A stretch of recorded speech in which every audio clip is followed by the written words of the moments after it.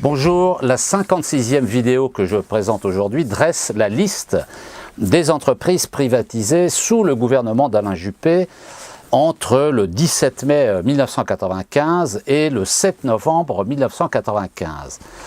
Toutes ces entreprises privatisées seront renationalisées. Elles seront renationalisées si elles existent encore, bien sûr, ou celles qui leur auront succédé. Alors commençons par les Assurances Générales de France, les AGF. La Société anonyme des assurances générales est fondée en 1818. Elle regroupe pour la première fois en France une société d'assurance incendie, une autre d'assurance maritime et une autre encore d'assurance vie. En 1945, la société est nationalisée comme toutes les autres compagnies d'assurance. En 1968, elle fusionne avec le Phoenix et devient les Assurances Générales de France, les AGF. En 1996, elle est nationalisée à 51%. En 1997, l'allemand Allianz AG acquiert 58% du capital des AGF. Et la même année, une fusion intervient entre les AGF, Allianz France et PFA Athéna Assurance. En 2002, les AGF deviennent AGF tout court. En 2007, la maison mère Allianz, qui possédait déjà 58% des actions des AGF, rachète par Orpea l'intégralité des actions du groupe AGF, qui devient une filiale 100% d'Allianz. En 2009, la marque commerciale AGF disparaît au profit d'Allianz France. Allianz France sera nationalisée. Passons à la Compagnie Générale Maritime, la CGM. La Compagnie Générale Maritime est fondée à Granville en 1855 par les frères Pereire, qui en sont également le principal actionnaire via leur banque Société Générale de Crédit Mobilier. Elle est chargée par l'État d'assurer le transport du courrier vers l'Amérique du Nord. Assez vite, les frères Pereire vont faire fabriquer les navires sur la côte atlantique et achètent à cet effet des terrains proches de Saint-Nazaire. Le gouvernement avait d'ailleurs imposé qu'au moins 50% des navires soient fabriqués en France. Ils y fondent les chantiers et ateliers de Saint-Nazaire, qui prendront plus tard le nom de chantier de Pennoët, puis chantier de l'Atlantique. En 1861, la Compagnie Générale Maritime, CGM, prend le nom de Compagnie Générale Transatlantique, CGT. Elle développe son activité de croisière à partir de paquebots prestigieux comme le Paris, l'Île-de-France, le Normandie. Elle diversifie ses destinations pour aller en Amérique centrale, sur la côte Pacifique, en Méditerranée, et développe sa flotte de cargo qui deviendra bientôt majoritaire dans son activité. Au sortir de la Seconde Guerre mondiale, la Transat a perdu 13 paquebots et 40 cargos, soit 60% de sa flotte. En 1948, l'État prend un contrôle majoritaire de la Compagnie Générale Transatlantique et des messageries maritimes. La compagnie reprend de la vigueur en 1962 avec le lancement du France, qui va souffrir de la concurrence du transport aérien et sera retiré en 1974. Ce sera le dernier paquebot de la compagnie. En 1977, la Compagnie Générale Transatlantique et les messageries maritimes fusionnent pour reformer la Compagnie Générale Maritime. L'État lui cède toutes les actions qu'il détenait dans la CGT et la Compagnie des messageries maritimes. La nouvelle CGM se développe dans un nouveau secteur, celui des porte-conteneurs. En 1999, la Compagnie Générale Maritime fusionne avec la Compagnie Maritime d'Affrètement, CMA, pour donner le groupe CMA-CGM. L'État accepte le plan de reprise proposé par la CMA. Cette société a été créée en 1978 à Marseille par un entrepreneur individuel, Jacques Saadé. Au départ, il n'existe qu'une seule ligne entre Beyrouth au Liban, Latakia en Syrie, Marseille et Livourne en Italie, et 4 personnes seulement autour du fondateur. Aujourd'hui, le groupe CMA-CGM est l'un des leaders mondiaux dans les porte-conteneurs. Il possède le plus grand porte-conteneurs du monde et 470 navires. Il compte 22 000 salariés dans le monde, dont 4 500 en France. CMA-CGM sera nationalisé. Passons à Péchinet. Le groupe Péchinet vient de la création en 1855 de la Compagnie des produits chimiques d'Alais et de Camargue pour produire de la soude à Salindre dans le Gard. En 1860, la société se lance dans l'aluminium. En 1936, elle est la 10e capitalisation boursière française. En 1950, elle prend le nom de Péchinet. À partir de 1962, elle cherche à se développer à l'international pour trouver des sources d'électricité à bas prix et diversifier ses activités. Elle acquiert alors la société américaine Howe Sound, devenue Howmet, spécialisée dans les turbomoteurs. Elle crée la société Sebal dans l'emballage en 1965. Elle rachète Tréfimétaux, métaux non ferreux, en 1967. En 1971, l'entreprise fusionne avec Ugine Kuhlmann et devient Péchinet Ugine Kuhlmann PUC, premier groupe industriel privé français présent dans l'aluminium, la chimie, le cuivre, le combustible nucléaire et les aciers spéciaux. Le groupe est nationalisé en 1982, abandonne les aciers spéciaux et la chimie et reprend le nom de Péchinet. Il acquiert en 1988 le géant américain de l'emballage, American National Can. En 1994, afin de préparer la privatisation, le groupe revend Howmet, Carbone Lorraine et l'essentiel d'American Can. La privatisation a lieu en 1995. En 2001, le groupe Alcan lance une OPA hostile sur Péchinet qui se fait absorber pour 4 milliards d'euros. Les activités de laminage, afin de se conformer aux clauses de non-concurrence, sortent d'Alcan et sont regroupées dans une société intitulée Novelis. Résultat, sur les 6 grands producteurs qui contrôlaient le marché de l'aluminium, Alcoa, Alcan, Kaiser, Reynolds, Alu Suisse, Péchinet, 4 se sont fait absorber. Il ne reste plus que le Canadien Alcan et l'Américain Alcoa. En 2007, le conglomérat anglo-australien Rio Tinto rachète Alcan. Les activités emballage, 31 000 salariés, sont vendues à des fonds. Sebal est racheté par Sun Capital Partners pour donner naissance à Albéa, comptant 40 sites dans le monde. En 2010, une nouvelle société est créée, Alcan EP, regroupant l'activité produits usinés, c'est-à-dire les anciennes activités de Péchinet, dont les produits usinés en aluminium pour l'aéronautique civile et militaire, l'automobile, la construction ferroviaire, l'industrie. En 2011, 50% d'Alcan EP sont cédés à Apollo, un fonds d'investissement américain, et 10% au fonds souverain français, le Fonds stratégique d'investissement, le FSI. Rio Tinto Alcan conserve 39% du capital. Et la même année, Alcan EP reprend le nom de Constellium, comptant 70 sites et 11 000 salariés dans le monde, dont 5 000 en France. Alcan EP sera nationalisé. Parlons d'Usinor Sacilor. L'Union sidérurgique du nord de la France, Usinor, est fondée en 1948 à la suite de la fusion des forges et aciéries du nord et de l'est et des hauts fourneaux forges et aciéries de Denain-Anzin. La même année, la Société Lorraine de laminage continu, la SOLAC, est créée avec des financements du plan Marshall, regroupant dans une coopérative de laminage les principales entreprises sidérurgiques lorraines. En 1946, en effet, le premier plan avait prévu une importante augmentation de la demande d'acier, notamment des aciers plats pour l'industrie automobile et l'électroménager. Il fallait donc construire une grande usine dotée d'un train de laminoir à bande pour produire des tôles minces. La coopérative de laminage choisit les sites de Serémange et d'Ébange dans la vallée de la Fensch en Moselle pour implanter la SOLAC. En 1950, Sidelor est créé, regroupant les principaux sidérurgistes lorrains, hormis de Wendel. En 1964, création de Sacilor pour construire l'usine de Gandrange dans la vallée de l'Homme en Moselle. En 1967, Usinor fusionne avec Lorraine Esco, aujourd'hui AFS Sedan. En 1968, création de Wendel Sidelor. En 1970, création de Solmer à Fos-sur-Mer dans les Bouches-du-Rhône. En 1972, Usinor entre dans le capital de Solmer.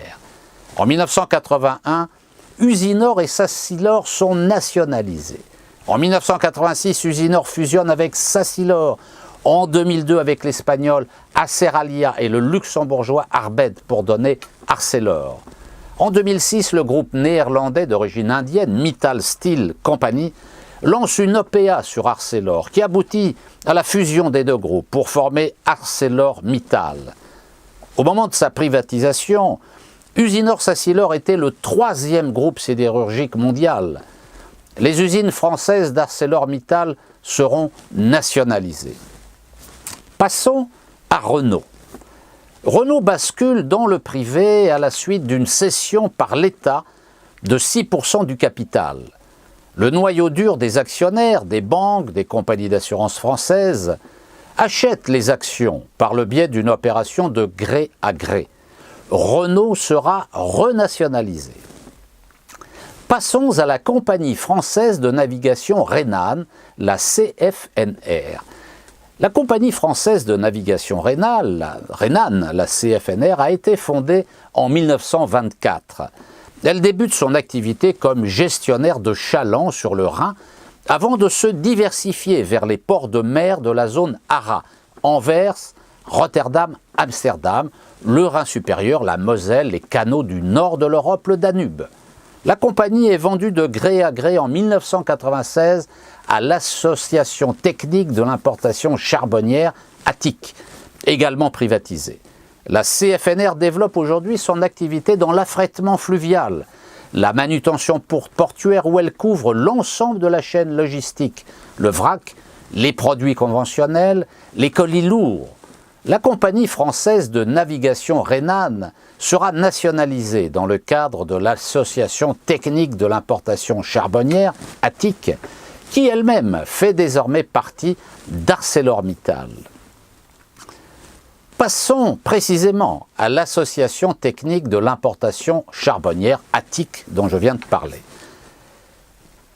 L'Association technique de l'importation charbonnière est fondée en 1945. L'État, au lendemain de la Seconde Guerre mondiale, intervient fortement dans le secteur de l'énergie afin de relancer la production industrielle et d'améliorer les conditions de vie des ménages. Dans la loi du 17 mai 1946 sur la nationalisation des houillères, qui crée les Charbonnages de France, l'article 6 prévoit, parallèlement à la nationalisation du charbon français, le contrôle et la réglementation par l'État de l'importation de charbon. Le charbon, comme l'électricité, le ciment, le transport et l'acier, sont au cœur du premier plan. Le charbon représente en effet 80% de la couverture énergétique de la France. Les houillères sont épuisées par la guerre et ne peuvent couvrir les besoins générés par la reconstruction. Les importations sont limitées puisque les autres fournisseurs, principalement européens, sont dans la même situation. Avec la création de la Communauté européenne du charbon et de l'acier, la CECA, en 1951, dont l'objectif est de créer un marché commun pour ces deux matériaux, les prérogatives de l'ATIC sont limitées, car le monopole sur les importations de charbon détenu par l'ATIC est en contradiction avec les règles de la CECA.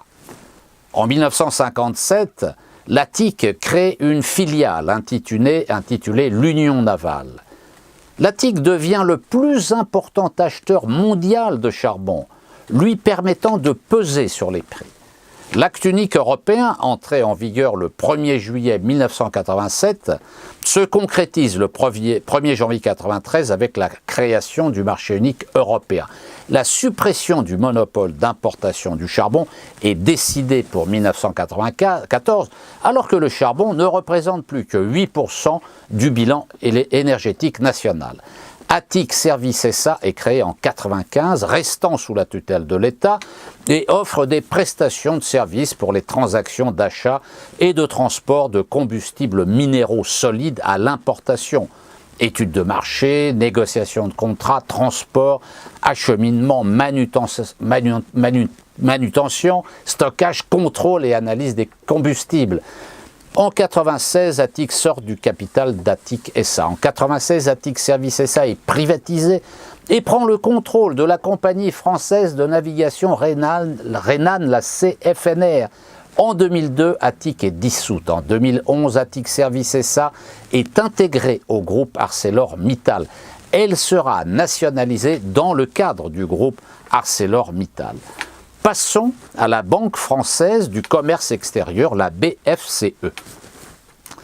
La BFCE est créée en 1946 avec un statut spécial pour faciliter le financement des opérations de commerce extérieur.